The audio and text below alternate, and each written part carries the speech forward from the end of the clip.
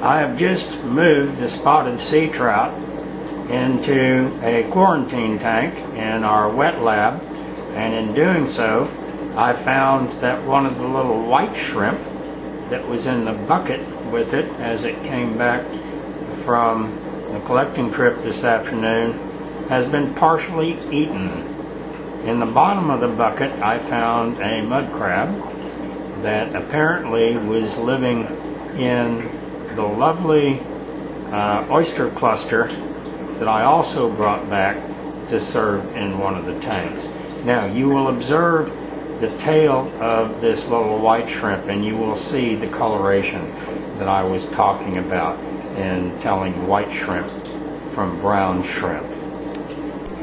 This is quite a spectacular oyster cluster, and it will be going into one of the main display tanks. You can see the little trout down on the left hand corner there, and I see one of the little shrimp that I left in there.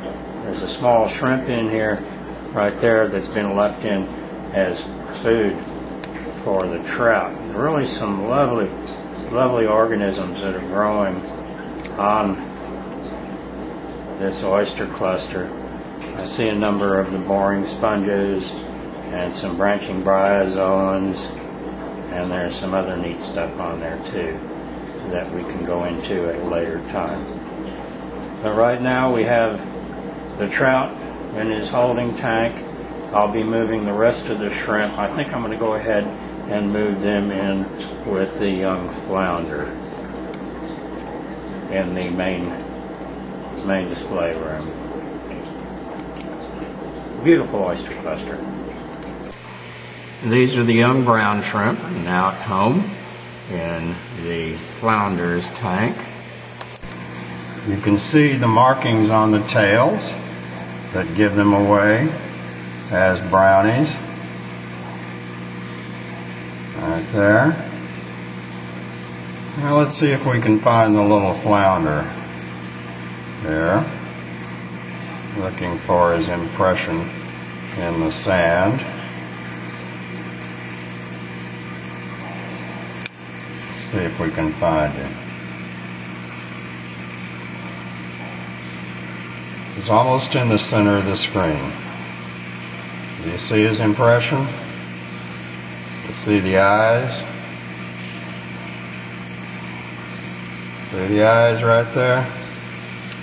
That is the young flounder blended in to the sand in his tank.